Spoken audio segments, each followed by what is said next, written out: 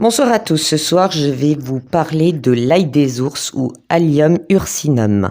C'est une plante détoxifiante et dépurative que l'on reconnaît à la cueillette par sa forte odeur d'ail. On évite ainsi la confusion avec le muguet ou la colchique d'automne qui sont très toxiques. On l'appelle l'ail des ours car ceux-ci le consommeraient afin de se purifier après la période d'hibernation. On récolte l'ail des ours qui a en grande partie les qualités de l'ail avant la floraison, qui a lieu vers mi-mai. En effet, une fois les fleurs écloses, le séchage des feuilles est délicat du fait qu'elles jaunissent et flétrissent. La force thérapeutique de l'ail des ours est plus grande que l'ail de culture. Mais attention, son goût est fort et les estomacs sensibles doivent le consommer avec parcimonie, notamment le bulbe qui se conserve comme la gousse d'ail ou frais dans les plats.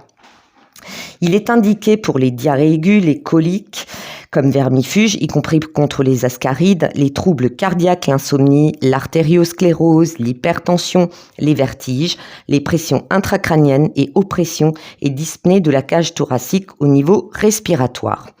L'usage de l'élixir développe la mémoire et préviennent l'artériosclérose. Son jus frais permet de soigner les plaies qui cicatrisent mal. On implace avec un coton-tige sur les croûtes des plaies qui peinent à sécher ou qui sointent un peu longtemps. En épices fraîches ou séchées et hachées, on l'utilise dans les sauces, dans les salades, dans les soupes.